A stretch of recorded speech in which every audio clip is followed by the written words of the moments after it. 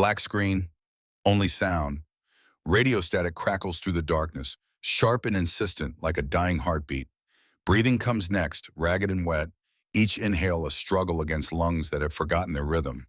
Somewhere distant, gunfire pops in irregular bursts, the kind of shooting that speaks of desperation rather than discipline. A young voice cuts through the static, 20 years old at most, maybe younger, raw and broken in ways that have nothing to do with age and everything to do with what the last 96 hours have carved out of him. If anyone finds this, my name is Private First Class Tyler Brennan, service number 2156881. Say it's February 28th, 1991. I'm the last one left on Hill 476. They're coming and there's nowhere left to run, and I need you to know what happened here. Why we stayed when any sane person would have run. Why they died. The breathing stops. A click. Silence stretches thin as wire. It started 4 days ago when we got the order. None of us knew. Not even Ghost. Another click. The tape ends. 4 days earlier, February the 24th, 1991, 0600 hours. The briefing tent smelled like canvas and diesel fuel and the particular brand of instant coffee that the Marine Corps had been serving since Korea. Staff Sergeant Cole Brennan stood at the back with his arms crossed and his eyes on the maps that covered every available surface, blue and red lines marking the geometry of war across the Kuwaiti desert. He had been a Marine for 11 years, a scout sniper for 7, and he knew the look of a bad mission the way a farmer knows the smell of coming rain. This had that smell. Captain Morrison, no relation to the Sergeant Jack Ellis, everyone called Preacher, stood at the front with a pointer in one hand and orders in the other. The orders were crisp and new and stamped with classification markers that made them useless to anyone outside this tent. Around Cole, 20 Marines from Alpha Company sat on folding chairs or leaned against support poles, their faces showing various degrees of attention. Most had been in country less than 3 weeks. The ground offensive had kicked off at 4 that morning, and already the maps were being redrawn as Iraqi forces pulled back toward Basra. "Gentlemen," the captain said, and the room found its silence. "As of 0400, coalition forces have initiated the liberation of Kuwait. Initial reports show Iraqi resistance is lighter than anticipated. Most units are withdrawing north along Highway 8 toward the Euphrates." Someone in the front row, a corporal whose name Cole could never remember, raised his hand. "Does that mean we're going home, sir?" The captain smiled without humor. "Negative. It means we're going forward." He tapped the map. "Our battalion will advance along this axis toward Kuwait City. However, a special tasking has come down from division. We need a small unit for a 48-hour observation mission." Cole felt his stomach tighten. Special taskings were rarely special in any good sense of the word. The captain continued. "Lieutenant Hayes will brief the selected team. The following personnel report to the operations tent immediately after this briefing. Staff Sergeant Brennan." Cole straightened slightly but said nothing. "Sergeant Ellis, Corporal Santos, Gunnery Sergeant Castellano." Cole watched as Preacher's head came up from where he had been reading his pocket Bible. Frank Castellano, who everyone called Iron because the man seemed incapable of showing pain or fatigue, glanced over at Cole with eyebrows raised in question. Michael Santos, their designated marksman and the youngest corporal in the company, looked genuinely confused. The captain continued reading names. Lance Corporal Rivera, Private First Class Webb, Private First Class Keller, Corporal Vance. A pause. Then the captain added one more name that made Cole's jaw tighten until his teeth ached. Private First Class Tyler Brennan. Cole's younger brother, 19 years old and 8 weeks out of boot camp, sat in the third row with his rifle across his knees and an expression that tried very hard to look like confidence. Their eyes met across the tent. Tyler's face said he was ready. Cole's face said they would talk about this later. "Dismissed," the captain said. "Selected personnel, operations tent in 15 minutes." The room emptied in the controlled chaos that Marines did better than anyone. Cole stayed where he was, waiting while the others filed past. When Tyler tried to approach, Cole held up one hand. "Not here. Not now." Preacher materialized at Cole's elbow. Jack Ellis was 27, built like a distance runner, and had a face that looked like it had never seen an unkind thought. The Bible in his cargo pocket suggested this was accurate. He spoke quietly, his voice carrying the flat vowels of rural Montana. "You gonna be able to work with him out there?" Cole watched Tyler disappear through the tent flap. "I don't have a choice." "You could talk to Hayes, get him reassigned." "Tyler volunteered for infantry. If I pull strings now, he'll never forgive me." Cole rubbed his face. He had not slept more than 4 hours in the last 3 days. And if something happens to him, I'll never forgive myself. Preacher was quiet for a moment. Then he said, James wasn't your fault. The name hit like a fist. James Brennan, their middle brother, 22 years old and 3 years dead in a training accident at 29 Palms. A night fire exercise gone wrong. Friendly fire, they called it, as if there was anything friendly about burning to death in your own track vehicle while your instructors tried to figure out why the coordinates were wrong. Wasn't it? Cole said and walked out before Preacher could answer. The operations tent was smaller than the briefing tent and considerably more crowded with radio equipment and field desks and the accumulated debris of a battalion headquarters that had displaced 4 times in 3 days. First Lieutenant Robert Hayes stood behind one of the desks with a folder open in front of him and an expression that suggested he had not slept in considerably longer than Cole. Hayes was 35, West Point class of 78, and exactly the kind of officer that the Corps produced in great numbers during peacetime and watched die first when the shooting started. He believed in regulations the way Preacher believed in God, with an absolute faith that occasionally bordered on blindness. But he was competent, and he listened to his NCOs, and that counted for more than charisma in Cole's book. Gentlemen, Hayes said as the last of them filed in, close the flap. Santos did.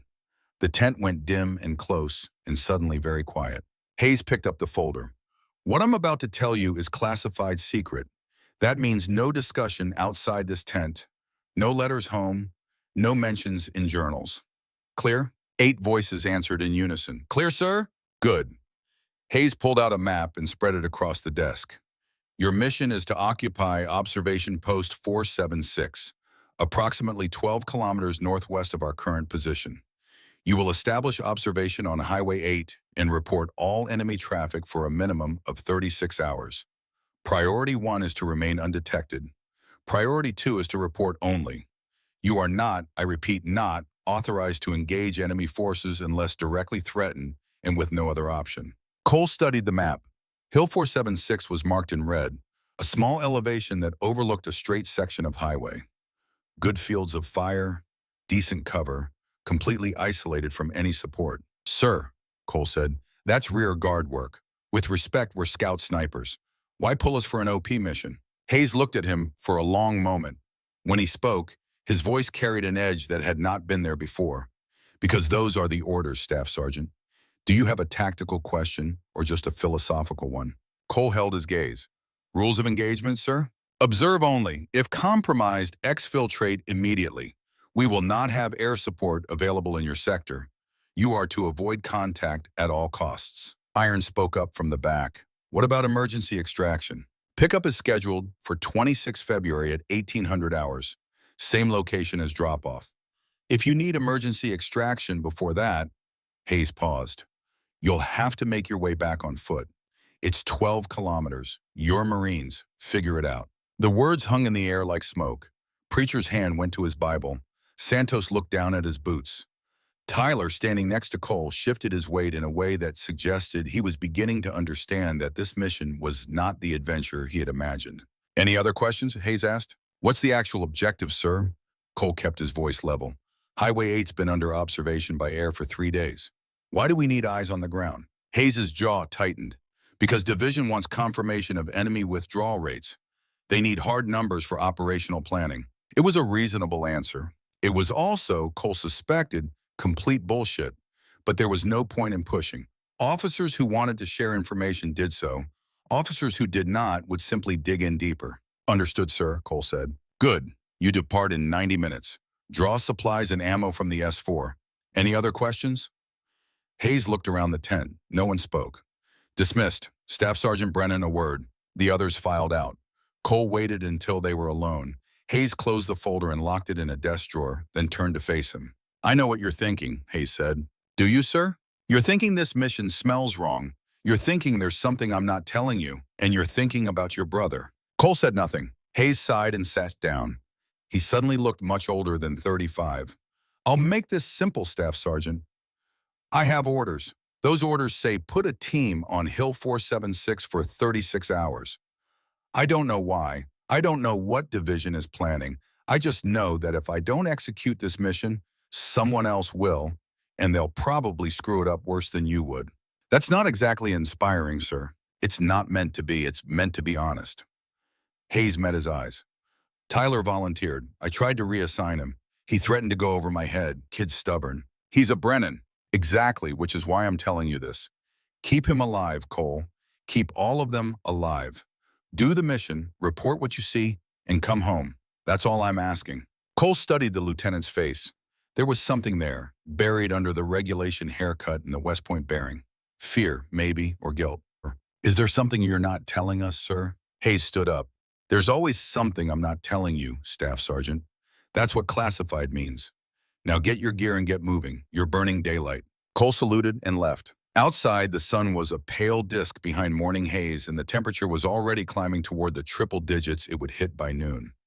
The rest of the team had gathered near the supply tent, checking gear and drawing ammunition. Cole watched them for a moment, cataloging who he had to work with. Preacher, solid as granite and twice as dependable. Iron, the old veteran who had forgotten more about infantry combat than most of these kids would ever learn. Santos, young but precise, the kind of marksman who could thread a needle at 600 meters. Rivera, the medic, quiet and competent. Webb and Keller, the two riflemen, green but willing. Vance, another corporal, experienced enough to know when to shut up and follow orders. And Tyler. His brother stood apart from the others, checking his rifle with the kind of intense focus that came from trying very hard not to think about what came next. He had their father's build, tall and rangy, and their mother's dark hair. At 19, he still had the face of someone who had never seen real violence, all sharp angles and clear eyes and a jawline that suggested certainty about things that had no certain answers. Cole walked over. Tyler looked up, and for a moment neither of them spoke. You should have told me you volunteered, Cole said. You would have stopped me. Damn right I would have. Tyler's jaw set. I'm not James, Cole. I'm not going to break. The words landed like a punch. Cole felt his hands curl into fists and force them open again. This isn't about James. Yes, it is. It's always about James. You think if you keep me safe, it makes up for not keeping him safe. But he wasn't your responsibility, and neither am I. You're my brother. I'm a Marine, same as you. Tyler slung his rifle. I'm going on this mission. You can spend the next 36 hours worrying about me, or you can trust that I know what I'm doing. Your choice. He walked away before Cole could answer. Preacher appeared at Cole's shoulder again, materializing the way he always did when tensions ran high. Kid's got spirit, Preacher said. Kid's going to get himself killed. Maybe, or maybe he'll surprise you. Preacher adjusted his pack straps. Either way, we've got a mission, and standing here arguing about it won't change anything. Cole knew he was right, knew it, and hated it in equal measure. He took a breath and let it out slowly. All right, he said, let's get it done. The ride to Hill 476 took 90 minutes in two Humvees that rattled and banged over washboard roads that barely deserved the name. The driver of Cole's vehicle was a Lance Corporal from the motor pool, who drove with the kind of relaxed confidence that suggested he had been doing this long enough to stop worrying about ambushes. You boys must have pissed someone off, the driver said over the engine noise. That hill's a coffin if the Iraqis push back. Cole, riding shotgun, glanced at him. Thought the Iraqis were retreating. They are, mostly. But you hear about Bravo Company? Got hit 3 days ago, 20 clicks south of your position. Iraqis were supposed to be pulling back. Instead, they ambushed a convoy. Killed 8 Marines before air support arrived. In the back seat, Tyler shifted. Cole could feel his brother's tension without looking. You trying to make a point, Lance Corporal? Cole asked. Just saying, sir. Desert's a big place. Lots of things can go wrong out here. You keep your head down, you'll probably be fine. Probably, Iron said from the second Humvee over the radio, is not a word I like hearing from my driver. The driver grinned. Well, Gunny, if I said definitely, I'd be lying. And my mama didn't raise a liar. They drove on in silence after that. The desert stretched in all directions, flat and featureless, except for the occasional low ridge or cluster of rocks that might have been natural or might have been the remains of some ancient structure. The sun climbed higher, and the temperature inside the Humvee rose with it. Cole drank from his canteen and watched the horizon and thought about all the ways this mission could go sideways. Hill 476 appeared as a dark smudge against the sand, growing slowly larger as they approached. It was not much of a hill, maybe 80 feet of elevation, all rock and scree, with a few scrubby bushes that clung to life in defiance of the climate. At the base, someone had built a bunker complex decades ago, concrete and sandbags now weathered to the color of the desert itself. The Humvee stopped at the base of the hill. The team dismounted in practiced silence, each man checking his gear one final time. Cole did a quick head count. 8 Marines, 4 days of supplies. Enough ammunition to fight a moderate engagement, but not a sustained one. The driver leaned out his window. Pick up in 36 hours, same spot. Unless you get the recall code, then we extract immediately. What recall code? Cole asked. Beats me. Lieutenant just said if you radio it, we'll come running. Otherwise, we'll see you on the 26th. The Humvees pulled away, trailing dust. Within minutes, they were gone, and the team was alone with the wind and the sun and the endless expanse of nothing that was the Iraqi desert. All right, Cole said. Preacher, take Webb and Keller, secure the perimeter. Iron, you and Santos check the bunker. Rivera, set up the aid station. Tyler, you're with me. They moved. Marines were good at moving. Cole climbed the hill with Tyler behind him, his rifle ready and his eyes scanning for threats that probably were not there but might be. The observation post at the summit was exactly what he expected. A ring of sandbags with a clear view in all directions and excellent fields of fire. Someone had built it well. Someone who knew that good defensive positions were the difference between living and dying in places like this. Tyler reached the top and stood catching his breath, looking out at Highway 8 in the distance. The road was a dark line across the tan landscape, empty and shimmering in the heat. Doesn't look like much, Tyler said. It's not supposed to, that's the whole point. Cole knelt and examined the sandbags. They were old but serviceable, filled with sand that had baked hard as concrete under years of sun. We're not here to fight, we're here to watch. Then why do I feel like we're in a trap? Cole looked at his brother. Tyler's face was turned toward the highway, but his hand was tight on his rifle, and there was tension in his shoulders that had not been there an hour ago. Because you're smart enough to know that things don't always go according to plan, Cole said.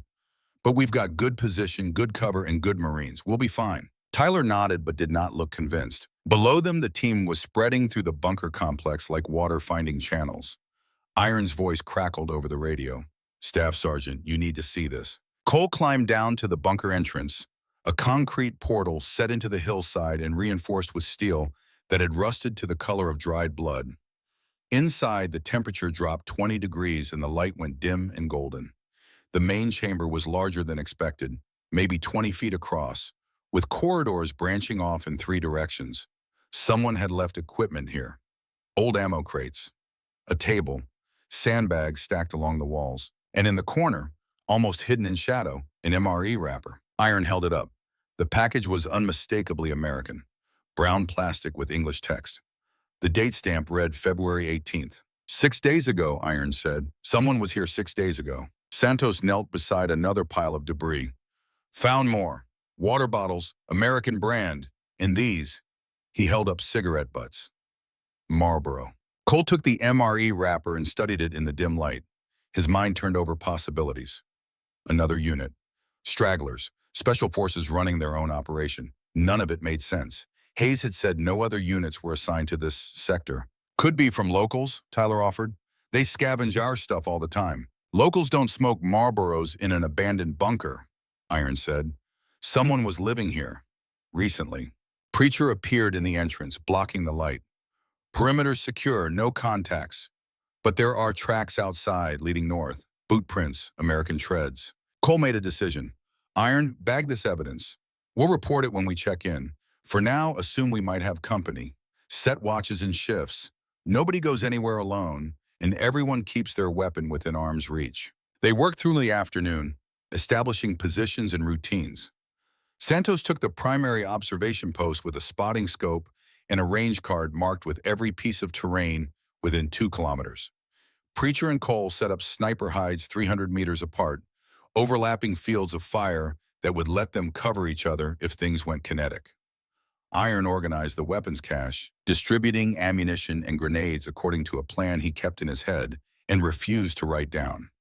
Rivera established an aid station in a side chamber that had good overhead cover and easy access. Tyler rotated between positions, learning the layout and trying to make himself useful. Cole watched him when he could, noting how his brother moved and held his weapon and scanned for threats. The kid was green, but he was not stupid. He learned fast, and he did not ask unnecessary questions. By nightfall, they had transformed the abandoned bunker into a functioning combat outpost. Thun. Not perfect, but serviceable. The kind of place that would let them survive if things went wrong. Cole stood on the observation post as the sun set, painting the desert in shades of orange and red that would have been beautiful if he had been anywhere else. Highway 8 was a ribbon of darkness in the distance. Nothing moved on it. Nothing had moved on it all day. Hayes's voice crackled over the radio. Reaper 6, this is Anvil 6, radio check, over. Cole keyed the handset. Anvil 6, Reaper 6, Lima Charlie, over. Roger, any traffic to report? Negative, highway is clear. No movement observed. A pause on the other end. Then Hayes said, copy, continue observation, next check-in at 0600, Anvil 6 out. The radio went silent. Cole stood there with the handset in his hand, listening to the static and watching the last light drain from the sky. Something was wrong. He could feel it in his bones the way he had felt it in Beirut all those years ago. The sense that events were moving in directions he could not see and could not control.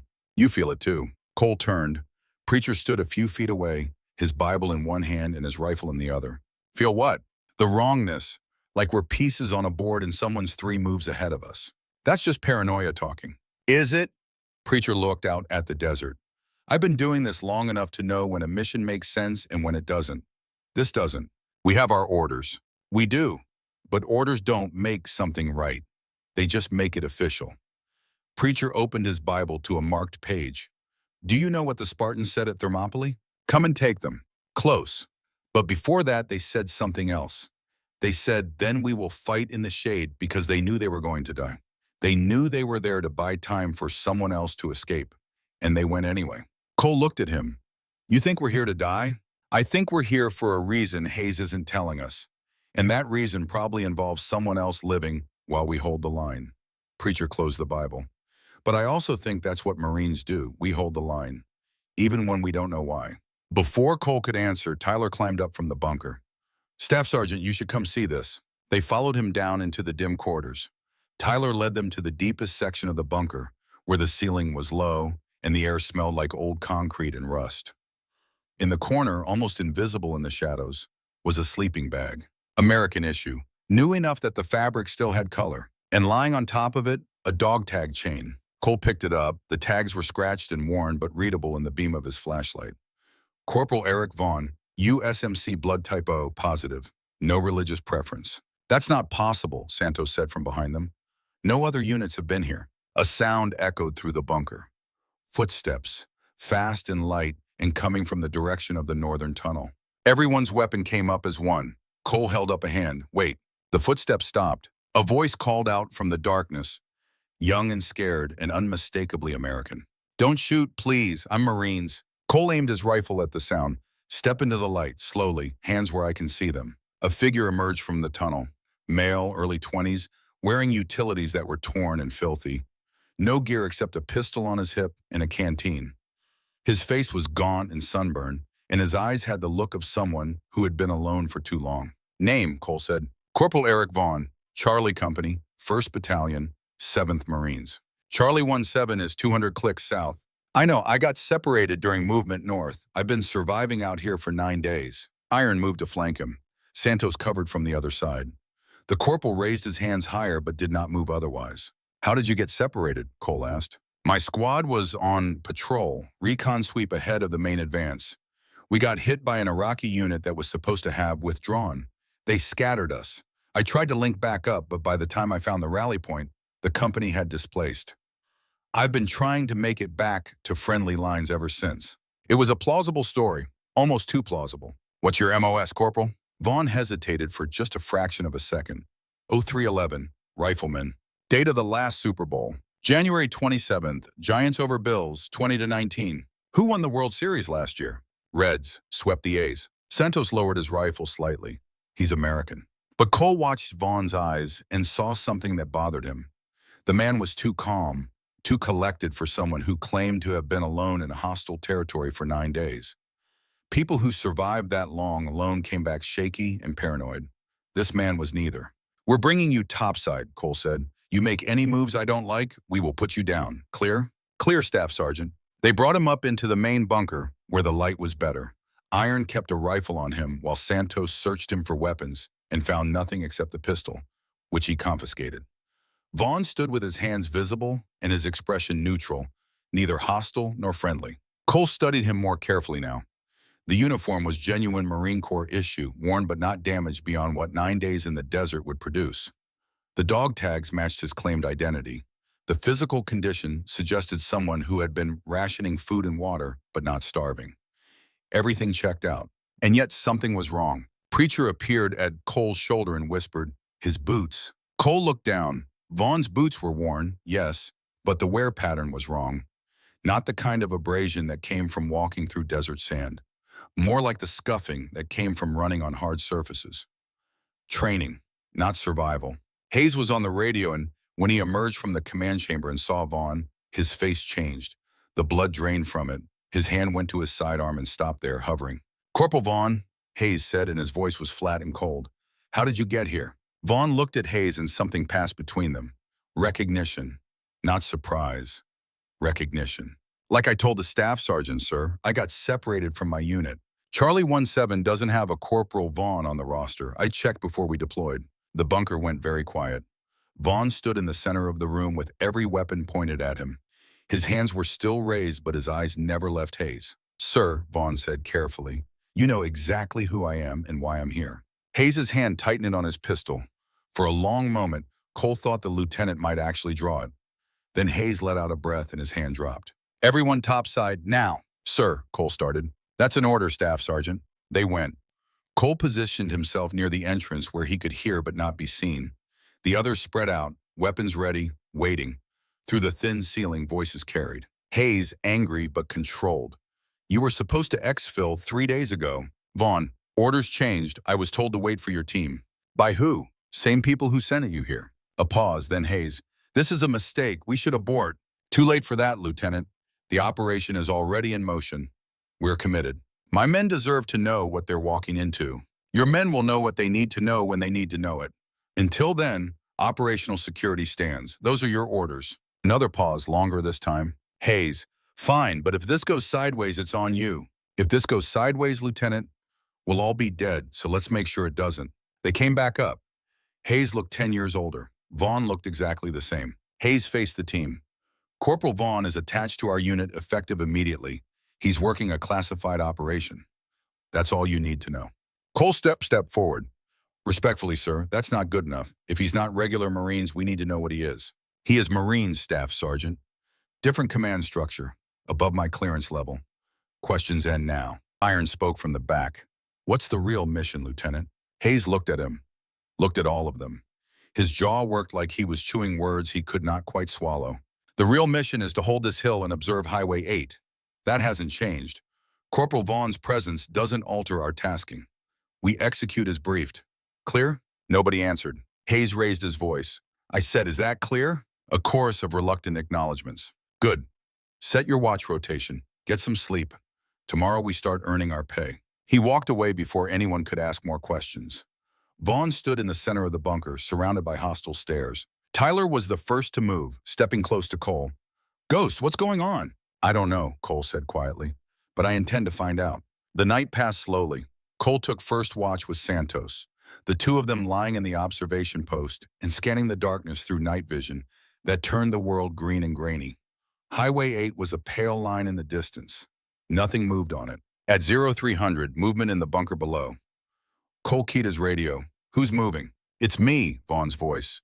"Coming up to talk." "Stay where you are." "We need to talk, Staff Sergeant. You and me, alone." Cole glanced at Santos. The corporal shrugged. "Feed." Cole descended into the bunker, his rifle ready. Vaughn stood in the main chamber with his hands visible and his expression serious. "Make it quick," Cole said. "I know you don't trust me. I wouldn't either. But I need you to understand something. I'm here to help, to keep you alive." "By lying to us?" "By following orders that are above both our pay grades. There's an operation happening 20 kilometers east of here. High-value target extraction. If the Iraqis detect it, a lot of Americans die. We're here to make noise if enemy forces move in that direction. We're the tripwire." Cole studied him. Hayes could have told us that. "Could he? You think your team would have volunteered if they knew they were bait?" Vaughn shook his head. "People do the mission better when they don't know they're being sacrificed." "No one's being sacrificed." Maybe not. Maybe this all goes smooth and we sit here for 36 hours and go home and nobody ever knows we were here. But if it doesn't, Vaughn met his eyes. If it doesn't, I need you to trust that everything I do is to keep your people alive, even if you don't understand it. That's a lot to ask. I know, but it's all I've got. Before Cole could answer, Santos's voice crackled over the radio. Staff Sergeant, we've got movement. Highway 8, 6 dismounts, 2 vehicles, Iraqi patrol. Cole was moving before the transmission ended. He hit the observation post at a run, Santos already tracking the contacts through his scope. Range 1,200 meters, moving toward our position. Cole got behind his own scope. The Iraqis were clear in the night vision. 6 men in mismatched uniforms walking ahead of 2 pickup trucks. They moved casually, without urgency, but they were moving directly toward Hill 476. Wake everyone, Cole said. Quiet, no lights. The team materialized from the bunker like ghosts. Hayes took position next to Cole. Preacher moved to his hide. Iron readied the M60. Tyler crouched behind sandbags with his rifle and his face pale in the starlight. The Iraqis reached the base of the hill and stopped. One of them lit a cigarette. Another laughed at something. They were setting up camp. They're staying, Santos whispered. Hayes was on the radio, encrypted channel. He listened, his face going from tense to grim to something that might have been fear. He keyed off and looked at Cole. Extraction is postponed. We hold position until further notice. For how long? As long as it takes. Iron spoke from behind the M60. Takes for what, Lieutenant? Hayes opened his mouth, closed it, looked at Vaughn. Vaughn stepped forward, Simbaum. There's a CSAR mission in progress. Combat search and rescue, downed pilots. If those Iraqis detect it, they'll send everything they have. We're here to give warning if enemy forces move east. The team absorbed this in silence. And if they come here instead? Tyler asked. No one answered. Then the night tore apart. An explosion lit the hillside, the pressure wave slamming into the observation post like a physical thing. RPG, the distinctive crack thump of rocket-propelled grenades followed by the rattle of automatic weapons fire. Iraqi voices shouting. Muzzle flashes in the darkness. The whip crack of bullets passing overhead. Cole grabbed Tyler and threw him behind cover. Get down! The firefight lasted maybe 10 seconds, but it felt like hours. Cole returned fire, short controlled bursts at muzzle flashes below. Beside him, Santos was already acquiring targets, his rifle barking in precise 3-round bursts. Iron's M60 opened up, the sustained roar drowning out everything else. Then it stopped. The Iraqis pulled back, dragging wounded, leaving one body behind. Cease fire, Cole called. Cease fire, sound off. They were all there, all alive, no casualties. Hayes was on the radio, his voice tight and fast. Base, this is Reaper 6, taking contact. Approximately 20 enemy infantry. Request immediate extraction. Over. Static. Base, this is Reaper 6. Do you copy? Over. More static. Hayes looked at the handset like it had betrayed him. Radio's dead. Jammed? Iron asked. Or destroyed? Doesn't matter. We're on our own. Preacher was at the observation post, scope to his eye. They're not retreating, they're regrouping. And they've got more coming. I count vehicle lights. 3 clicks out. Hayes turned to the team.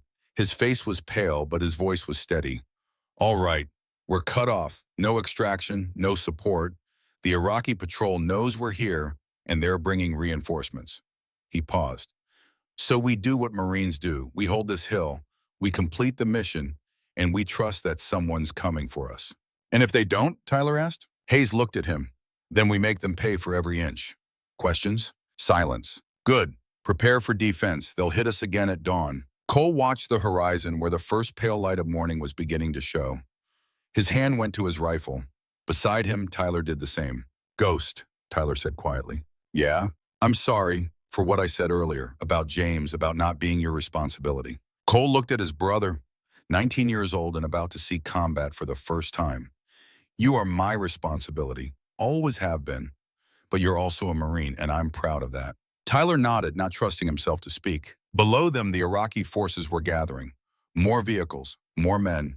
They had stirred a hornet's nest, and now the hornets were coming. Cole keyed his radio. All positions, this is Reaper 6 actual. Weapons tight until I give the word. Let them close. Make every shot count. Acknowledgements came back one by one. The sky grew lighter. The temperature began to rise. And on the highway in the distance, more vehicles appeared. Trucks, fighting vehicles, maybe even armor. They were coming, and there was nowhere left to run. The dawn came slowly, as if the sun itself was reluctant to witness what was about to happen on Hill 476. Cole Brennan watched through his rifle scope as the Iraqi forces assembled in the pale light, counting vehicles and men and weapons with the cold precision of someone who knew that numbers mattered when the shooting started. 20 vehicles, maybe 60 soldiers, 2 technical trucks with heavy machine guns mounted in the beds, and in the distance, something that made his stomach tighten, the distinctive silhouette of armored personnel carriers. They were not a patrol, they were an assault force. Beside him in the observation post, Santos adjusted his scope and whispered the range to targets. Lead vehicle, 800 meters. Second echelon at 950. Infantry dispersing to cover. Cole keyed his radio. All positions, stand by. Nobody fires until I give the word. We let them close to 400, then we hit them hard and fast.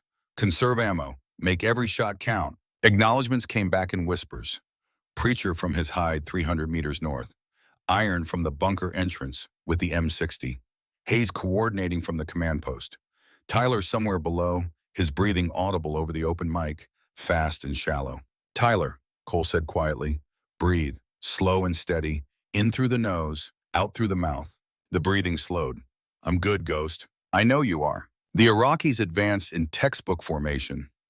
Infantry ahead of vehicles, using terrain for cover, professional and disciplined in a way that suggested these were not conscripts. Republican Guard, maybe, or special forces, the kind of soldiers who knew what they were doing and would not break easily. Cole centered his crosshairs on an officer, a man in his 30s who moved with the confidence of command, directing soldiers with hand signals. The range ticked down, 700 meters, 650, 600. His finger moved to the trigger. Not yet, not yet. 550, 500, 450. Now, Cole said. His rifle barked, and the Iraqi officer went down like someone had cut his strings. Beside him, Santos fired, and a soldier carrying an RPG collapsed. Preacher's rifle spoke from the north, and a machine gunner tumbled from the back of a technical. Iron's M60 opened up with a sustained roar that drowned out everything else.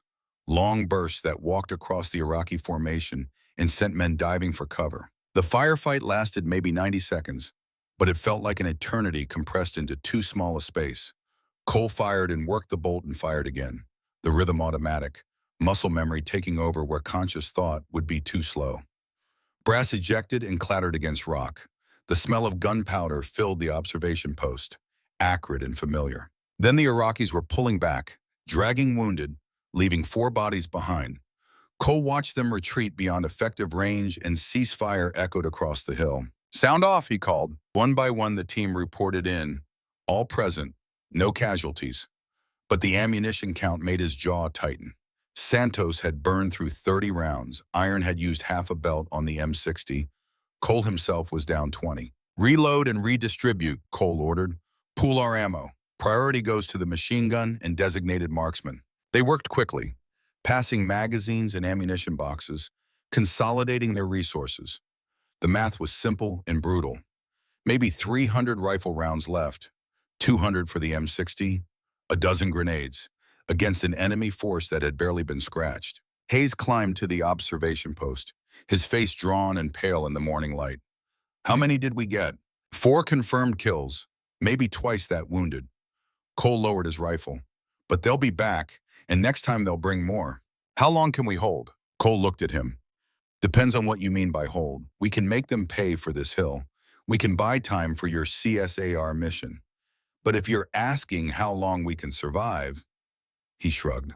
Hours, not days. Hayes was silent for a moment. Then he said, the extraction team is 6 hours out. They need 6 hours. Then we'll give them 6 hours. Even if it costs everything? Cole met his eyes. That's what Marines do, Lieutenant. We hold the line, no matter the cost. Hayes nodded slowly and climbed back down. Cole watched him go and felt something that might have been pity. The lieutenant was a good officer, competent and conscientious, but he had been trained for peacetime garrison duty and staff work, not for the kind of grinding attrition warfare that was about to consume them all. Tyler appeared at the edge of the observation post, his face streaked with dirt and his hands shaking slightly as he reloaded his rifle. Ghost, I need to ask you something. Make it fast. That first shot, When you killed that officer, did it feel like anything? Cole looked at his brother, 19 years old and already asking questions that would haunt him for decades. You want the truth or the lie? The truth. No, it didn't feel like anything. That's what scares me. Tyler absorbed this. Is that normal? I don't know. Maybe, or maybe it means we're good at our jobs and terrible at being human. Cole checked his ammunition. You'll find out soon enough. They're coming back. And they were. Cole could see dust rising in the distance. More vehicles, more men. The Iraqis were not retreating. They were regrouping. 800 meters away, in the shade of a rocky outcrop, Major Rashid Al-Takriti studied Hill 476 through binoculars and calculated angles and casualties. He was 38 years old, a veteran of 8 years of war against Iran, and he understood defensive positions the way a surgeon understood anatomy. The Americans had chosen well. High ground, good cover, excellent fields of fire. Taking that hill would cost men, possibly many men. His radio man approached, sweating in the rising heat. Sir, command wants a status report. Tell them we have located the American observation post. Estimated strength, 8 to 12 soldiers. Well armed. Request artillery support. Sir, artillery is engaged supporting the withdrawal from Kuwait City. They cannot divert assets. Al-Takriti lowered the binoculars. Of course they could not. The entire Iraqi army was collapsing, falling back toward Basra and the Euphrates, and here he was being asked to assault a fortified position with infantry alone because some intelligence officer thought the Americans were protecting something important to the east. What about air support? The radio man shook his head. Coalition air superiority is total, sir. We have no aircraft available. Armor? 2 BTR-60s en route. Arrival in 30 minutes. Al-Takriti nodded slowly. Armored personnel carriers. Not tanks, but better than nothing. The BTR-60s carried 14.5 millimeter heavy machine guns that could tear through sandbags and suppress defensive positions. With those, he could break the American line. Prepare for second assault. We go in with armor support. Infantry follows close, uses the vehicles for cover. Focus fire on their heavy weapons, suppress, close, and destroy. His lieutenant, a young captain named Hassan, looked uncertain. Sir, the Americans are dug in. This will cost us. Everything costs us, Captain. The question is whether the price is worth paying. Al-Takriti looked at the hill again. Intelligence says there is an American operation at 20 kilometers east. Rescue mission, high value. If we take this hill, we can observe their extraction, possibly interdict. Command is willing to pay for that information. With our lives? With someone's lives, better theirs than ours. Hassan said nothing. Al-Takriti knew what the younger man was thinking. This war was lost. Everyone knew it. The Americans had destroyed the fourth largest army in the world in less than a week. What was the point of dying now for a cause that was already dead? But orders were orders, and Al-Takriti was a soldier, so he would attack the hill and kill the Americans if he could, and die trying if he must. That was the job. Move the men into position, he said. We attack in 20 minutes. Back on Hill 476, Iron Castellano crouched in the bunker entrance and field-stripped the M60 with the kind of focused intensity that came from knowing the weapon might be the difference between living and dying. His hands moved with practiced efficiency, checking the feed mechanism, clearing debris, ensuring every component functioned perfectly. The machine gun was old, older than some of the men on this hill, but it was reliable in the way that old things often were when they were built right and maintained well. Rivera, the medic, sat nearby, organizing his aid station. Bandages, morphine, AV fluids, a pathetically small collection of supplies to treat the kind of wounds that high-velocity rounds and shrapnel would produce. He looked up at Iron and said, Gunny, can I ask you something? If it's quick. How do you stay so calm? Iron did not look up from the weapon. Who says I'm calm? You act like it. Like this is just another day. It is just another day, Doc. Same as Beirut. Same as every other place I've been where people were trying to kill me. He reassembled the feed cover with a metallic click. You get older, you realize fear doesn't change anything. So you put it away and you do the job. But you must feel it, the fear, every damn second. But feeling it and showing it are different things. These kids need to see someone who's not afraid. So that's what I give them, even if it's a lie. Rivera nodded slowly. For what it's worth, Gunny, it's working. They look at you and they think if you're not worried, maybe they don't need to be either. Iron finally looked up. That's the point, Doc. That's always been the point. He did not tell Rivera about the diagnosis, about the 6 months the doctors had given him, about the lung disease that was slowly filling his chest with scar tissue and stealing his breath one day at a time. There was no point. The kid did not need to know that Iron was dying anyway, that this hill might actually be a mercy compared to drowning in his own lungs in some VA hospital. If he was going to die, better to die here, doing the job, buying time for others. Better to die on his feet with a rifle in his hands than on his back with tubes and monitors and the pitying looks of nurses who had seen it all before. Gunny? Rivera's voice pulled him back. Yeah? Thank you for being here. Iron managed a smile. Nowhere else I'd rather be, Doc. It was a lie, but it was a good lie, the kind of lie that helped. Preacher Ellis lay in his sniper hide and read from the pocket Bible that had traveled with him through 2 deployments and more firefights than he could count. Psalm 23, the one about walking through the valley of the shadow of death. He had read it so many times the words had lost their individual meanings and become instead a kind of incantation, a prayer that asked for nothing and promised nothing, but somehow made the world feel slightly less terrible. His rifle lay beside him, loaded and ready, the scope covers off and the safety on. He could see the Iraqi position from here, could count the men and vehicles and estimate their capabilities with the kind of cold tactical assessment that came naturally after years of practice. They were preparing for another assault, probably within the hour, and this time they would have armor support. His radio crackled. Preacher, Ghost, you seeing what I'm seeing? Preacher put down the Bible and brought the rifle to his shoulder, acquiring the distant targets through his scope. BTR-60S, 2 of them, heavy machine guns, coming up the south approach. Can you disable them? Not with this. Preacher's rifle was a M40A1, excellent for killing men but inadequate against armor. Need something bigger. Stand by. Preacher lowered the rifle and looked at the photograph he kept tucked inside the Bible. His wife, Sarah, holding their daughter who shared her mother's name. 6 months old and already smiling in the picture. A gap-toothed grin that made his chest tight every time he saw it. He had promised to come home, had stood in the hospital room with his wife crying and his daughter sleeping, and had made that promise with every ounce of sincerity he possessed. But he had also known, even then, that some promises could not be kept. That war did not care about good intentions or the people waiting at home. Footsteps in the rocks.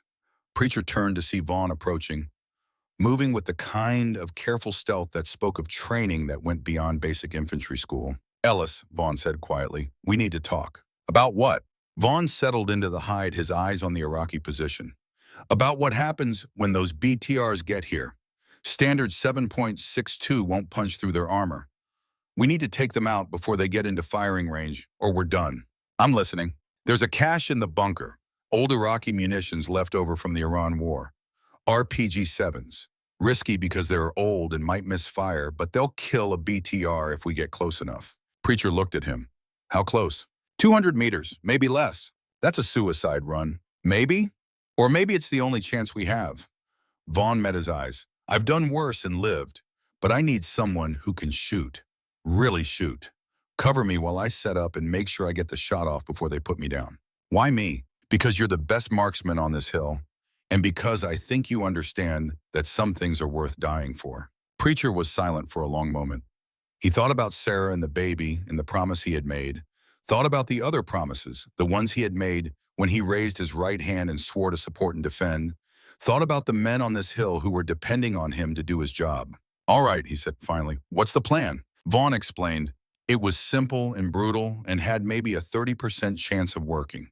They would wait until the BTRs were committed to the assault. Then Vaughn would move out with the RPG, while Preacher provided cover fire. Vaughn would close to effective range, fire, and try to get back before the Iraqis killed him. Simple. When do we go? Preacher asked. When they start their attack. Probably within the hour. Vaughn started to leave, then paused. Ellis, for what it's worth, I'm sorry. For what? For all of it. For the lies. For using you. For everything that's about to happen. Vaughn's face was hard to read in the shadows. I told Brennan I was here to keep you alive. I meant it. But sometimes the mission costs more than we want to pay. He left before Preacher could respond.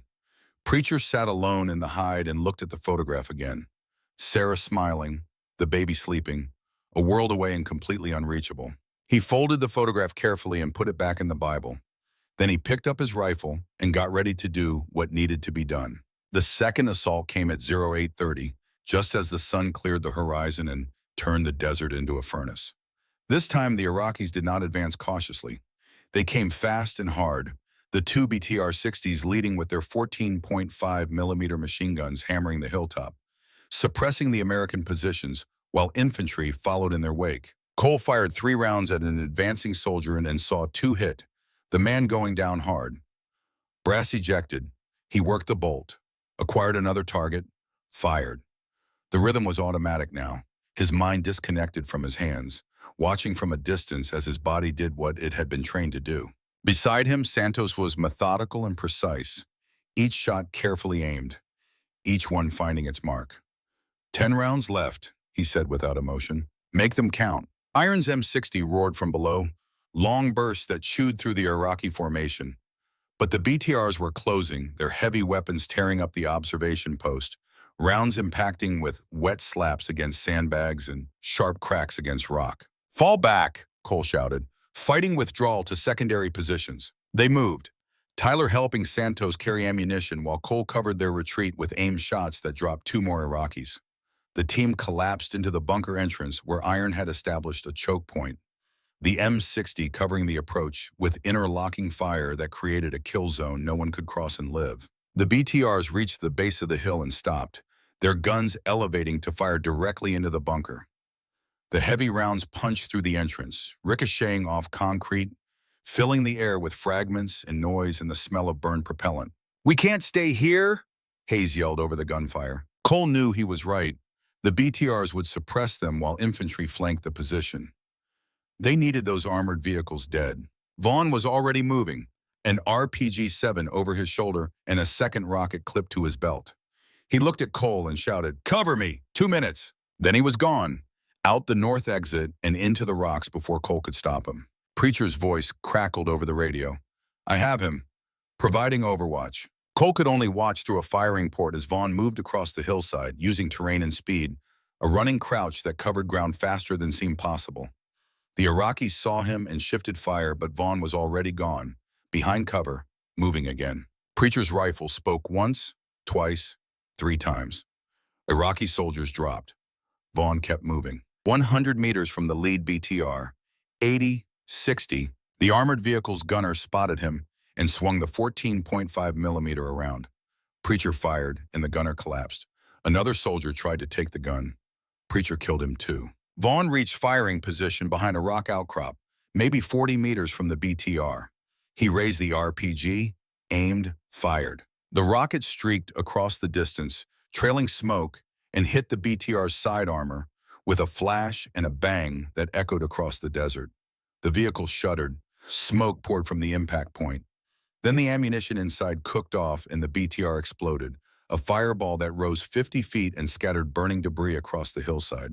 Vaughn was already running back, the second rocket gone, his mission complete. The surviving BTR reversed frantically, its crew seeing what had happened to their sister vehicle and wanting no part of the same fate. Iraqi infantry were falling back, their armored support gone, their assault broken. Vaughn was halfway back to the bunker when the sniper round caught him. He went down hard, rolling with the impact, trying to get up. A second round hit him in the leg. He crawled toward cover. "Covering fire!" Cole yelled. The team opened up, suppressing the Iraqi position. Tyler grabbed Webb. "Come on!" "What are you doing?" Cole shouted. "Saving him!" Tyler and Webb sprinted out before Cole could stop them, running low across broken ground while bullets snapped past them. They reached Vaughn and grabbed him, one on each side, dragging him back toward the bunker. Iraqi fire intensified. Webb took a round through the shoulder and went down screaming. Tyler kept pulling Vaughn, his face locked in concentration. Santos appeared from nowhere, grabbed Webb, started hauling him back. Rounds hit all around them, kicking up dust and rock fragments. They made it to the bunker entrance and fell inside, a tangle of bodies and blood and desperate breathing. Rivera was on them immediately, checking wounds, applying pressure, shouting for equipment. Webb was bad, the round having punched through his shoulder and exited near his spine. He was conscious but going into shock, his skin pale and clammy. Rivera worked on him with steady hands while the firefight continued outside. Vaughn had taken 2 rounds. One through the side that had missed vital organs but caused massive bleeding, another through his thigh that had shattered the femur. He looked at Cole through pain-narrowed eyes and managed to speak. Got one. Should have got both. You did good, Cole said. Didn't feel good. Felt like getting shot. Vaughn coughed and blood appeared on his lips. Internal bleeding. Rivera knows. I'm done. Doc will fix you up. Doc's a corpsman, not a surgeon, and we both know there's no medevac coming. Vaughn grabbed Cole's arm. Listen, the CSAR mission. It's not just pilots. There's an asset, Iraqi colonel who defected. He knows where the chemical weapons are. All of them. If he dies, thousands die. That's why you're here. That's why this matters. Cole felt something cold settle in his stomach. Hayes knew this? Hayes knew some of it, not all. Orders came from above his clearance. Vaughn coughed again, harder. 6 more hours. That's all they need. Can you hold? Cole looked around the bunker. 8 men when they started. Webb down and probably dying. Vaughn bleeding out. Iron looking older than his years. Tyler with that 1,000-yard stare that came from seeing too much too fast. Ammunition critical. No support. No extraction. Yeah, Cole said. We'll hold. Vaughn nodded and closed his eyes. Rivera worked on him, but they both knew it was futile. The man was dying, and there was nothing anyone could do about it except make him comfortable and wait. The Iraqis had pulled back again, but this time they did not retreat far. They were setting up a perimeter, digging in, preparing for a siege. Al-Takriti had learned his lesson. Direct assault cost too much. Better to contain and wait for reinforcements. Hayes gathered the team in the main bunker. They were down to 7 effectives now. Webb was unconscious and fading. Vaughn would not last another hour. Rivera, Keller, Vance, Santos, Tyler, Iron, Preacher, and Cole. That was all that was left. Ammunition status, Hayes said. Santos reported. Rifle rounds, approximately 150. M60, maybe 100 rounds. Grenades, 8. We're running on fumes, sir. Hayes looked at his watch. CSAR extraction is 4 hours out. We need to hold for 4 more hours. We won't last 4 hours against another assault like that, Preacher said quietly. Then we make sure there isn't another assault. Hayes looked at Iron. Gunny, that munitions cache Vaughn mentioned. What else is down there? Iron had been waiting for this question. RPGs, we used the last one. But there's demolitions, C4, date cord, enough to bring down half this hill if we wanted. Could we collapse the northern approach, make it impassable? Sure, but we'd be trapped. No way out if we need to exfiltrate. Hayes met his eyes. We're not exfiltrating, Gunny. We're holding until relieved or dead, whichever comes first. The words hung in the air. No one spoke. They all understood what Hayes was saying. This was the hill they would die on, literally. Tyler was the one who broke the silence. So we're bait. That's what this always was. We're here to die so someone else can live. Hayes looked at him. Yes, Private, that's exactly what we are. And you're okay with that? No, but I'm a Marine and I follow my orders. Same as you. Same as all of us. Hayes straightened. If anyone wants to say otherwise, say it now. I won't stop you. No one moved. No one spoke. Good, Hayes said. Then let's get to work. Iron, prep those demolitions. I want the northern approach collapsed within the hour. Preacher, take the high position. Watch for their next move. Santos, redistribute ammunition, priority to long guns. The rest of you, prepare for final defensive positions. We make this bunker a fortress and we hold it till hell freezes over or help arrives. They dispersed. Cole found Tyler sitting alone in a corner, his rifle across his knees and his hands shaking. You did good out there, Cole said, saving Vaughn. A lot of good it did. He's dying anyway. That's not the point. The point is you ran into fire to save a brother Marine. That's what we do. Tyler looked up at him. I'm scared, Ghost. I know. I don't want to die here. None of us do. But if we have to, we make it count. We make sure those pilots get home. We make sure that defector gets his intel to the right people. We make sure our deaths buy something worth the price. How do you know it's worth it? Cole had no answer for that. He sat down next to his brother, and for a long moment, they were just 2 people sitting in the dark, waiting for the end. Then Tyler said, James, did he know when he died? Cole thought about their brother burning in that track vehicle. I don't know. I hope not. I hope it was fast. You blame yourself. Every day. It wasn't your fault. Tell that to my brain at 3 in the morning. Cole stood up. Come on, we've got work to do. They worked. It was all they could do. Iron-rigged demolition charges while Preacher watched from above and Santos redistributed their dwindling ammunition. Rivera tended to Webb and Vaughn, both men now unconscious and slipping away despite his efforts. At 1000 hours, Vaughn stopped breathing. Rivera tried CPR, but it was useless. The man was gone, his blood soaking into the concrete floor, his mission complete. They covered him with a poncho and moved on because there was nothing else to do. At 10:30, Webb died without regaining consciousness. Rivera sat next to the body for a few minutes, his face blank, then stood up and got back to work because that was what you did. You kept working until you could not work anymore. 7 left. The Iraqis attacked again at 1100. This time they used mortars first, dropping rounds on the hilltop with reasonable accuracy, trying to suppress the defenders before infantry advanced. The bunker shook with each impact, dust falling from the ceiling, the concussion waves making ears ring and teeth rattle. "Here they come," Preacher called from his position. Cole reached the firing port in time to see the Iraqi infantry advancing in rushes, using the mortar fire for cover, professional and determined. He centered his sights on a soldier and fired. The man went down. He worked the bolt and found another target, but his rifle clicked, empty. "Out!" he yelled. Santos tossed him a magazine. "Last one, 20 rounds. That was all he had left in the world. He loaded and fired again. Beside him, Tyler was shooting controlled bursts. His fear transformed into something else, something harder and colder. The kid had found his rhythm, had crossed some invisible line from civilian to warrior, and there was no going back. Iron's M60 hammered away, but the belt ran dry and there was no more ammunition. The gun fell silent. Iron grabbed his rifle and kept firing, each shot careful and deliberate. The Iraqis reached the base of the hill. Grenades started coming in, bouncing off rocks, exploding with sharp cracks that filled the air with fragments. Keller took shrapnel across his back and went down screaming. Rivera was there in seconds, but the medic was running out of supplies, out of options, out of miracles.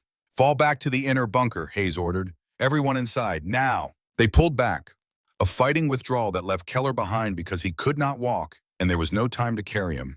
The Iraqis swarmed the position, and the last thing Cole heard was Keller's rifle firing, single shots, steady and deliberate, until they stopped. 6 left. The inner bunker was smaller, darker, with only one entrance that Iron covered with the last belt of M60 ammunition. They had maybe 40 rifle rounds between all of them, 8 grenades, and demolitions that could bring down the ceiling but would kill them all in the process. Hayes was on the radio, but there was still only static. No rescue, no support, no miracle. Preacher sat against the wall and pulled out his Bible. He found the photograph and looked at it for a long time. Then he kissed it gently and tucked it back inside. "Jack," Cole said quietly, "and what are you thinking?" "I'm thinking about a passage. John 15:13. Greater love hath no man than this, that a man lay down his life for his friends." He looked at Cole. "I understand it now. Really understand it. Don't do anything stupid. Too late for that. I did something stupid when I joined the Marines." Preacher smiled. It was a sad smile, but genuine. "But I don't regret it, not even now." Outside, the Iraqis were regrouping for a final push. Al-Takriti had called in everything he had. 60 men, more mortars, a recoilless rifle that could punch through concrete. They would shell the bunker until it collapsed and then dig the Americans out of the rubble if they had to. Preacher stood up. He walked to where Iron had rigged the demolitions and studied the setup. Enough C4 to bring down the northern section of the hill. Enough to bury anyone in the approach corridor under tons of rock. "Gunny," Preacher said, "show me how to detonate this." Iron looked at him. Understanding passed between them. "Manual trigger. Press and hold for 3 seconds. Once you start, you've got maybe 10 seconds to get clear before it blows. And if I don't get clear, then you don't get clear." Iron paused. "Don't do this, son. Someone has to. And I'm the best choice. I can move fast, I can shoot, and I don't have anyone waiting for me except Sarah and the baby." Preacher's voice was steady. "And maybe this way, they'll have a father they can be proud of, even if they never see him again." Cole grabbed his arm. "Jack, there has to be another way." "There isn't. You know it. I know it. We're out of time and ammunition and options. But if I can take out their assembly area, buy you another hour or two, maybe CSAR gets clear. Maybe this whole mess means something. You'll die. We're all dying. I'm just choosing when and how." Preacher picked up his rifle. "Besides, I made a promise to Sarah. I promised to come home, but I also promised to be the kind of man she could respect. This is how I keep both promises.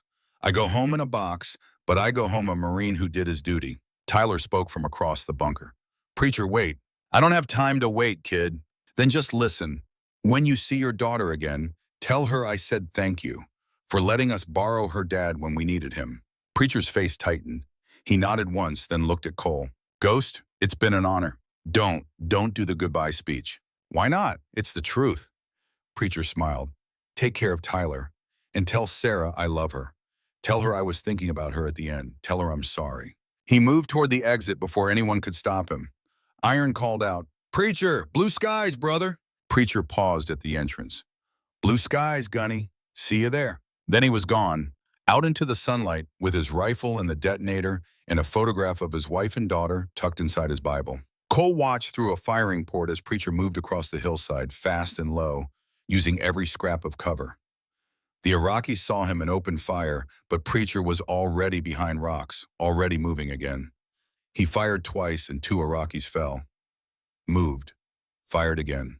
He reached the demolition point where Iron had placed the charges, right at the choke point where the northern approach funneled Iraqi forces into a kill zone. Preacher set down his rifle and pulled out the detonator. He looked back at the bunker one last time. Cole could see his face through the scope, see the smile, see the peace. Preacher pressed the trigger. The hillside came apart in thunder and fire and flying rock. The explosion was massive, far larger than anything Cole had expected. A roiling fireball that reached toward the sky and then collapsed inward, bringing half the northern slope down in an avalanche of stone and sand. The concussion wave hit the bunker like a physical blow, knocking everyone off their feet. When the dust cleared, the northern approach was gone, buried under thousands of tons of rock. And somewhere in that mass grave were Preacher and at least 20 Iraqi soldiers who had been caught in the blast zone. The bunker was silent except for the ringing in everyone's ears. Tyler sat against the wall with tears running down his face. Santos stared at nothing. Hayes had his head in his hands. Iron spoke first. His voice was rough. He died a Marine. That's all anyone can ask. Cole said nothing. There was nothing to say. His friend was dead. His friend had chosen to die. And in dying had bought them time. Maybe enough time. But the cost. The radio crackled to life. Static, then a voice, American, clear as day. Reaper 6, this is Cavalry 1. We have your position. QRF is 10 minutes out. Air support is overhead. Can you hold? Hayes grabbed the handset. His hands were shaking. Cavalry 1, Reaper 6. Negative. Enemy in force. We are critically low on everything. Request immediate fire mission on Iraqi positions. Danger close authorized. Copy danger close. Stand by for fast movers. The sound came first. That distinctive roar of jet engines. Then the A-10 Warthogs appeared. 2 of them flying low and slow and hungry. Their 30mm cannons opened up with a sound like the world tearing in half. Burt, the depleted uranium rounds chewing through Iraqi positions like tissue paper. The Iraqis broke. They ran. Those who could not run died. Within 90 seconds, the assault force that had been preparing to overrun the bunker was scattered wreckage and fleeing soldiers. The Warthogs made another pass, then banked away. On the horizon, helicopters appeared. Blackhawks, coming fast. Hayes looked at the team. 5 men left. Cole, Tyler, Santos, Iron, Rivera. That was all. Get ready to move, Hayes said. We're going home. But Cole was not listening. He was looking at the rubble where Preacher had died, thinking about promises and sacrifices in the terrible mathematics of war that said some had to die so others could live. Tyler appeared at his shoulder. Ghost, we need to go. I know. Then why aren't you moving? Because I need to remember this, all of it, so it means something. Tyler understood. He stood next to his brother, and they both looked at the broken hill and the scattered bodies and the price that had been paid for 6 hours of time. The helicopters landed. Marines poured out, securing the perimeter. A major approached Hayes, talking fast about extraction and debriefing and classified mission success. Hayes listened and nodded and gave orders. Cole picked up Preacher's Bible from where it had been left behind. The photograph was still inside. Sarah smiling. The baby sleeping. He would deliver it personally. Would tell her that her husband died a hero. Would tell her that he was thinking of her at the end. It was a small thing, but it was all he had to give. They loaded onto the helicopters. Tyler sat next to Cole, his face blank and exhausted. Iron sat across from them, his breathing labored, his chest heaving. Santos stared out the open door at the hill as it receded into the distance. Rivera was already triaging casualties from the QRF, back to being a medic because that was what he did. The helicopter lifted off. Below, Hill 476 burned. Hayes sat next to Cole and spoke quietly. The CSAR mission succeeded. All pilots recovered. The asset is secure. Your team saved lives today, Staff Sergeant. A lot of lives. Cole looked at him. Tell that to Vance and Webb and Keller and Vaughn and Preacher. Tell them how many lives they saved. Hayes had no answer. The helicopter flew on towards safety and debriefing and whatever came next. But Cole's mind was still on that hill, still watching Preacher smile and press the detonator, still trying to understand how something so terrible could be necessary and right and completely unbearable all at the same time. Tyler's hand found his, squeezed once. Cole squeezed back. Brothers, Marines, survivors. For now, the field hospital sat 20 kilometers behind the front lines, a collection of tents and vehicles that somehow transformed desert sand into something resembling organized medical care. Cole Brennan sat on a cot with a blanket around his shoulders that he did not remember anyone giving him, watching medics move between beds with the efficient purposefulness of people who had seen too much suffering to be shocked by any of it anymore. The air smelled like antiseptic and blood, and the particular staleness that came from air conditioning units fighting a losing battle against the heat. Tyler sat on the next cot, his shoulder bandaged where the round had passed through, his face blank in a way that worried Cole more than screaming would have.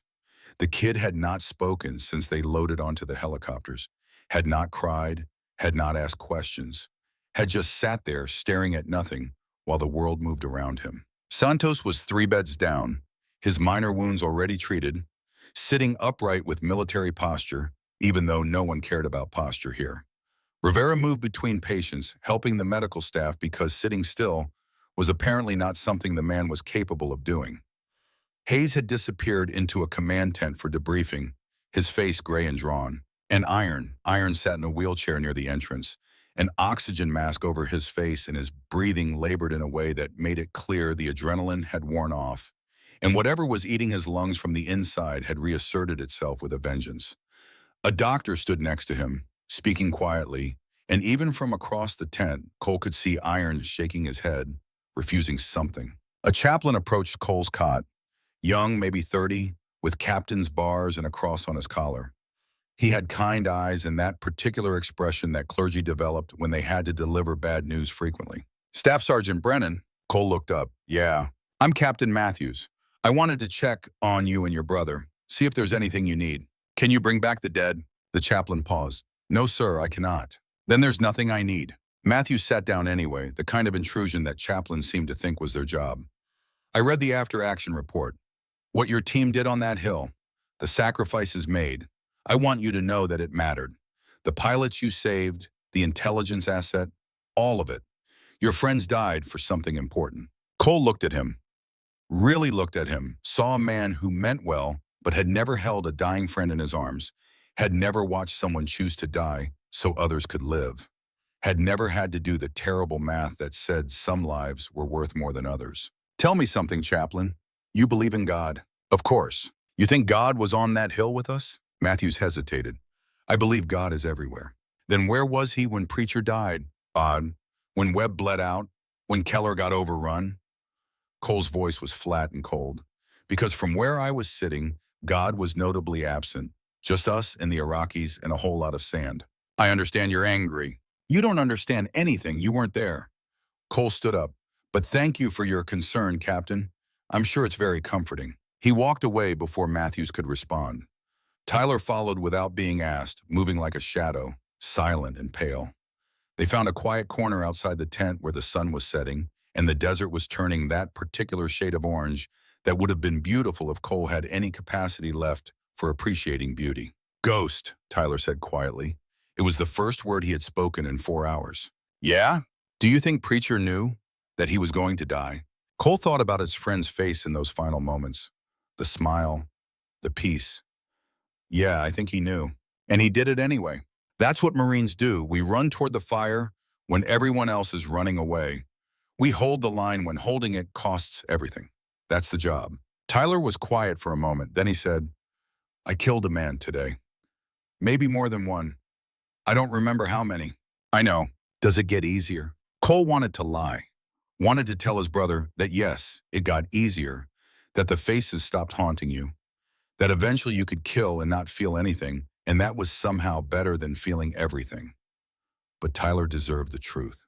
No, Cole said, it doesn't get easier. You just get better at carrying it. How do you carry it? Some days better than others. Some days not at all. Cole looked at his brother. James used to ask me the same question.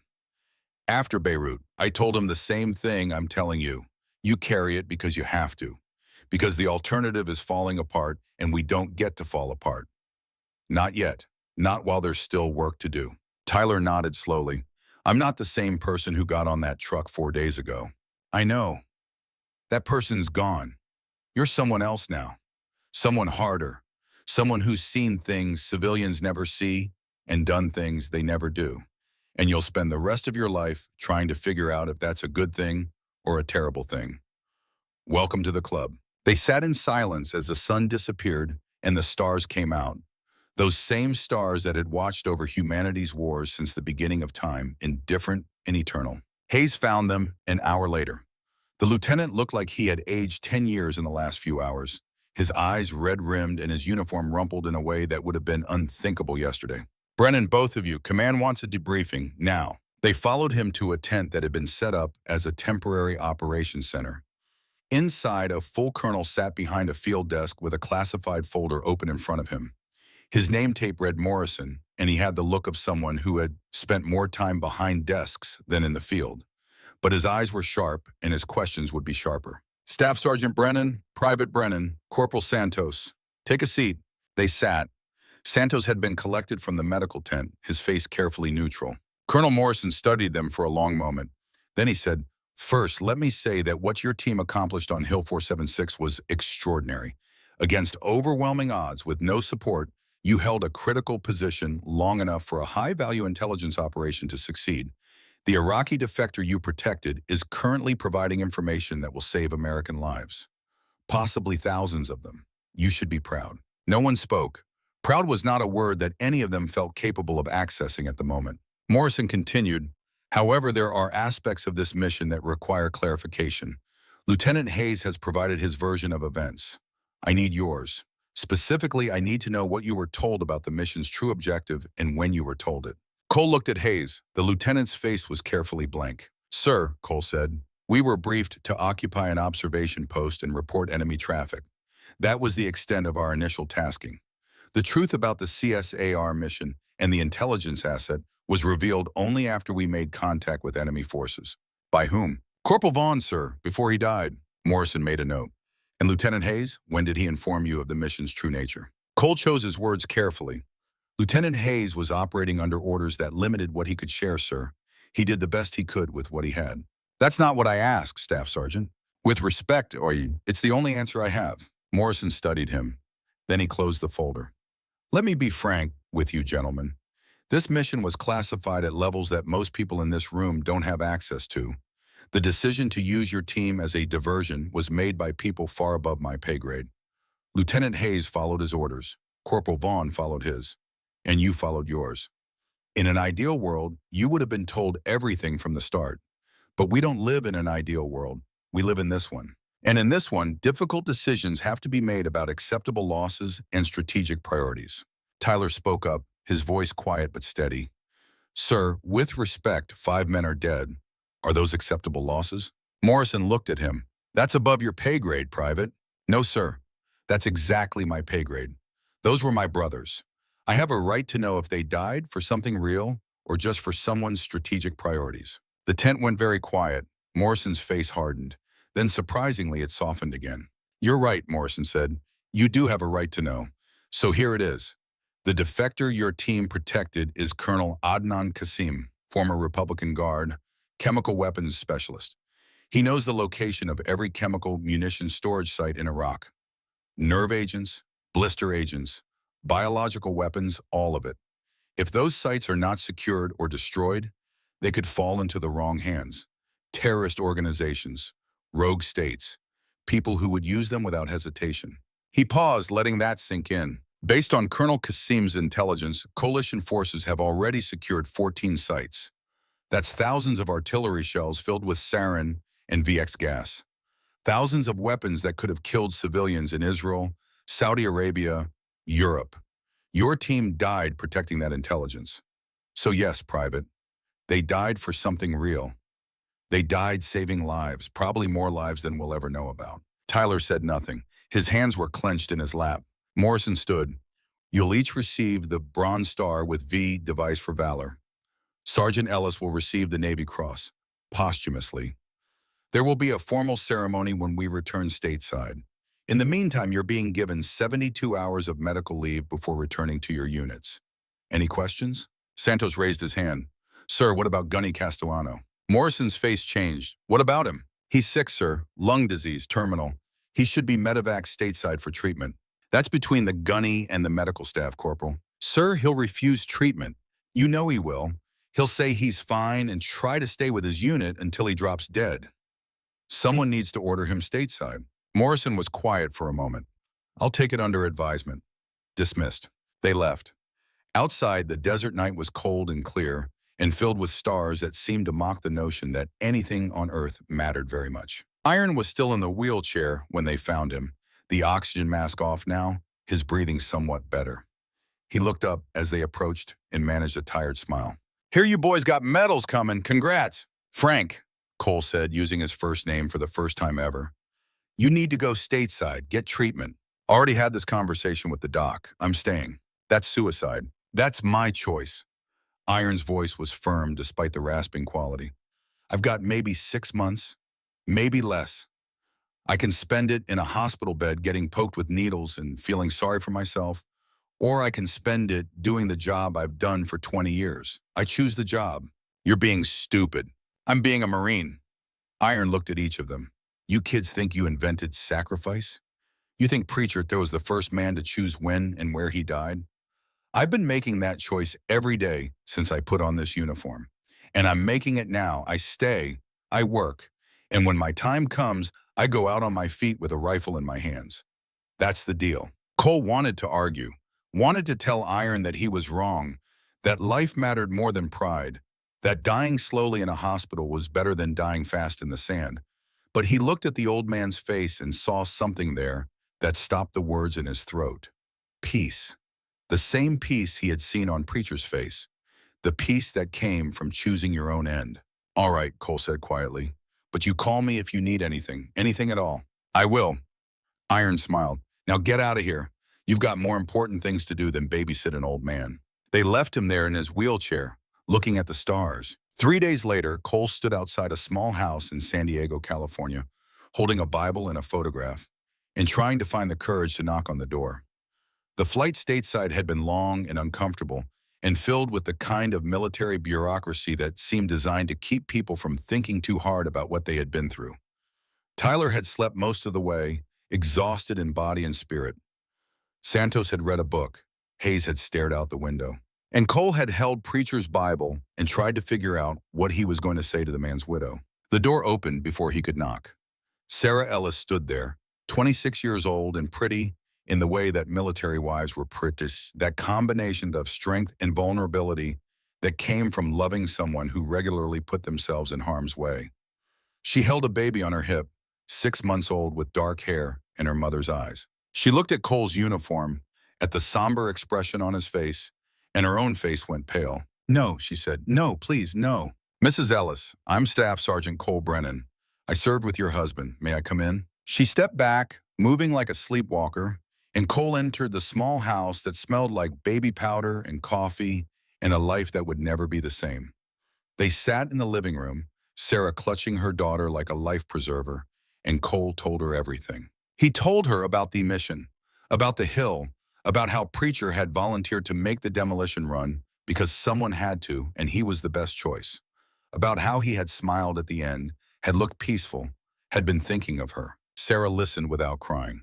Marines' wives learned early how to hold themselves together when the world was falling apart. When Cole finished, she said, "Did he suffer?" "No, ma'am, it was fast." "You're lying." Cole looked at her. "Yes, ma'am, I am. But the truth won't help you and it won't bring him back. What I can tell you is that he died doing what he believed was right. He died saving lives, and he was at peace with that choice. Sarah was quiet for a long time. The baby fussed and she bounced her gently, automatically, a mother's reflex. Finally, she said, "Was it worth it?" There was the question, the one Tyler had asked, the one they all asked, the one that would haunt Cole for the rest of his life. "I don't know," Cole said honestly. He thought it was, and maybe that's enough. He gave her the Bible. She opened it and found the photograph, her and the baby, and something broke in her face. The tears came then, silent and steady, the kind of crying that came from a place too deep for sound. Cole stood to leave. Sarah stopped him. "Staff Sergeant, tell me something. Did Jack talk about us at the end?" "Every day, ma'am. You and Sarah Grace. You were his whole world." "Then why did he leave us?" Cole had no answer for that. How do you explain to a widow that love sometimes means leaving? That protecting your family sometimes means never seeing them again? That the choice between staying alive and doing what's right is not always a choice at all? "Because he was a Marine," Cole said finally, "and Marines hold the line, even when it costs everything." Sarah nodded slowly. "Thank you for bringing him home, even if it's just this." She held up the Bible. Cole saluted. She did not salute back because civilians did not salute. And he left that small house carrying the weight of one more goodbye. 6 weeks later, Cole stood in formation at Camp Pendleton wearing dress blues and watching as medals were pinned to chests and families cried and commanding officers gave speeches about valor and sacrifice and the proud tradition of the Marine Corps. Tyler stood next to him, equally uncomfortable in dress uniform, his bronze star gleaming on his chest. Santos was there. Rivera, Hayes, even Iron, thinner now and moving carefully but still refusing to admit that anything was wrong. And at the front of the formation, Sarah Ellis accepted the Navy Cross on behalf of her husband, her face composed and her daughter sleeping in her arms, unaware that her father had died a hero and would never come home. The ceremony ended. People dispersed. Cole found himself standing alone near the edge of the parade ground, watching families reunite and feeling the vast distance between the world they lived in and the world he had left on that hill in Iraq. Tyler appeared at his shoulder. "Ghost, you okay?" "Define okay." "Fair point." Tyler was quiet for a moment. "I got orders. New unit. They're sending me to 2nd Battalion. Good unit, you'll do fine." "What about you?" "Back to Scout Sniper School. They want me to be an instructor." Cole looked at his brother. "You gonna be all right?" Tyler thought about it. "I don't know, but I'm going to try." That's all any of us can do, right?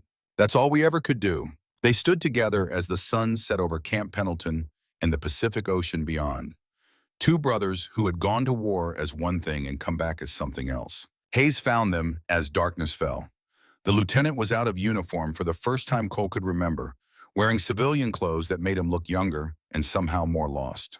"Brennan, Tyler, I wanted to say something before I left." "You're leaving?" "Resigned my commission, effective next month." Hayes looked out at the ocean. "I can't do this anymore. Can't follow orders I don't believe in. Can't send good men to die for strategic priorities. I'm done." Cole understood. "What will you do?" "Law school maybe, or teaching. Something where I don't have to lie to people I'm supposed to lead." Hayes held out his hand. "For what it's worth, I'm sorry, for all of it." Cole shook his hand. "You did the best you could with what you had, Lieutenant. That's all any of us can do." Hayes nodded and walked away into the California evening, another casualty of a war that was technically over, but would never really end. Iron appeared last, moving slowly but still refusing the wheelchair. He looked at Cole and Tyler and said, "Here you boys got new orders." "Yeah, Gunny, you." "Staying with my unit, for as long as I can." Iron's smile was tired but genuine. "Doc says I've got 4 months, maybe less, but I'm going to make them count. You should be in a hospital, and you should be a general, but we don't all get what we want." Iron clapped Cole on the shoulder. "Take care of yourself, Ghost, and take care of your brother. He's going to need you." "He's not my responsibility anymore." "Like hell he's not. He'll always be your responsibility. That's what brothers are." Iron looked at Tyler. "And you, kid, you did good. Preacher would have been proud." Tyler's voice was thick. "Gunny, I don't want you to die." "Well, that makes 2 of us, but we don't get to choose. We just get to decide how we spend the time we have left. And I'm choosing to spend it being a Marine." Iron straightened as much as his failing lungs would allow. "Now both of you get out of here before you make an old man creep."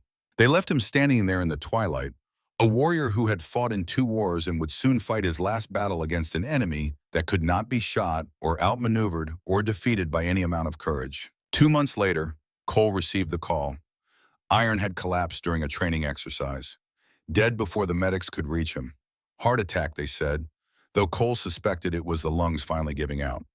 The funeral was small and military, with full honors and a flag-draped casket and Marines in dress blues standing at attention. At the graveside, Cole stood next to a young man who looked startlingly like Iron.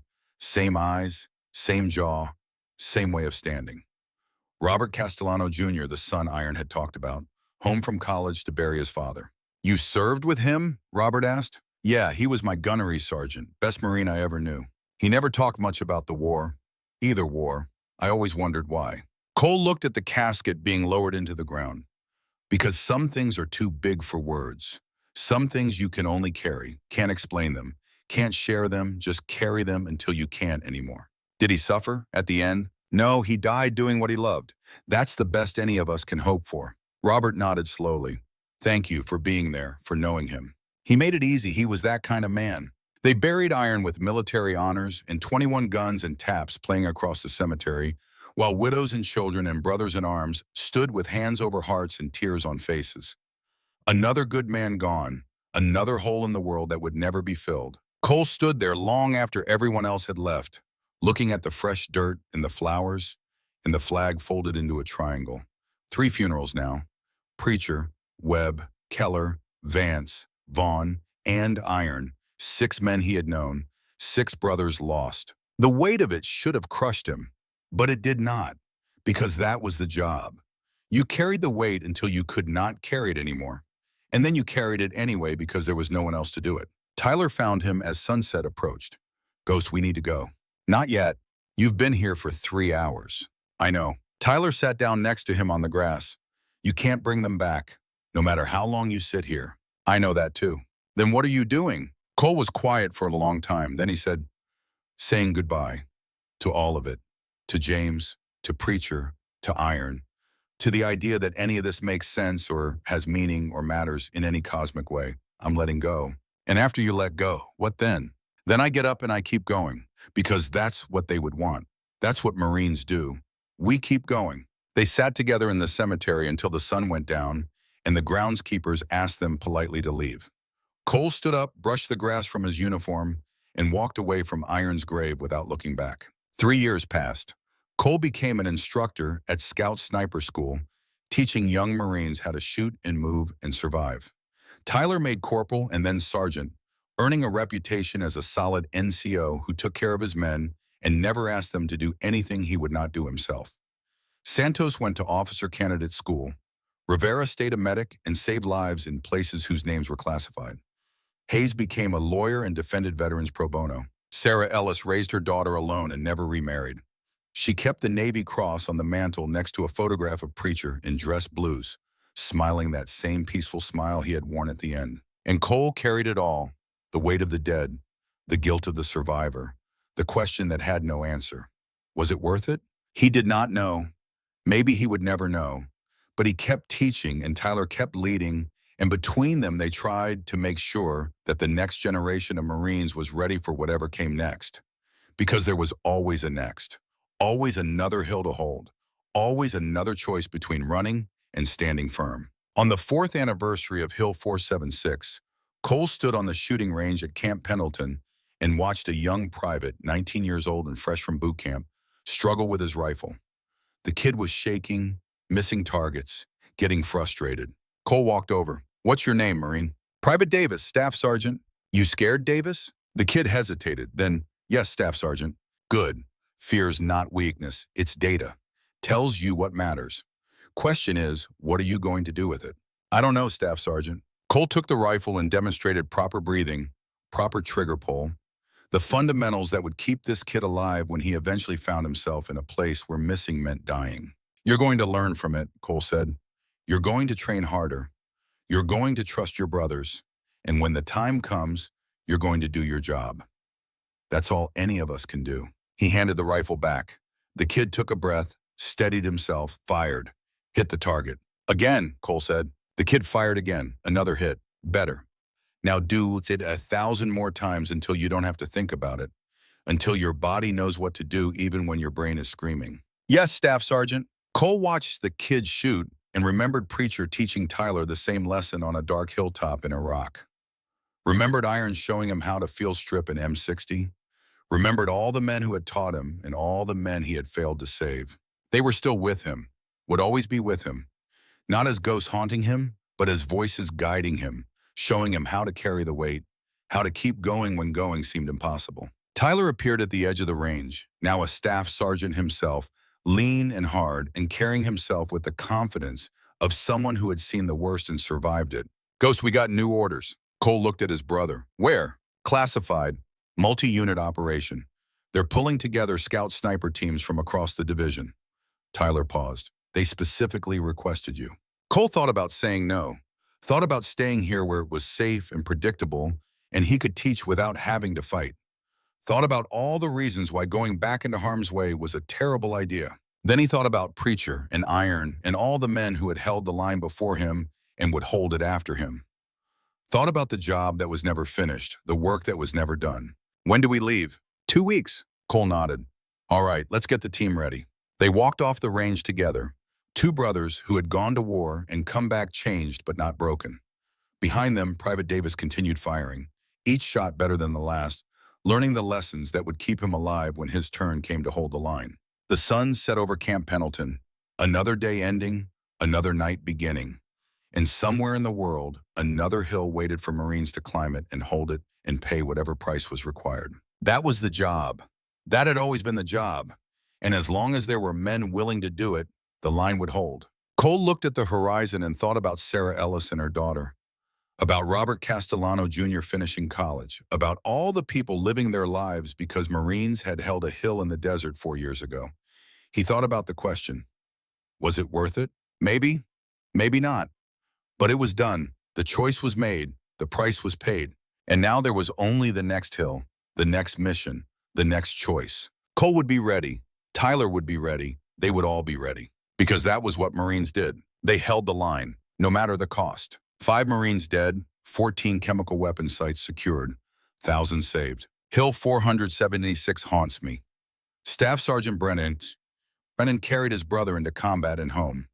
Preacher kissed his daughter's photo before that detonator. Iron chose to die on his feet. They weren't told the truth. Used as bait, held the line anyway. Veterans, if you'd been there and learned the truth mid-mission, would you have stayed? Or is the job always bigger than what command tells you? Drop your thoughts. And if this story hit you, more are waiting. Brotherhood doesn't end at one hill.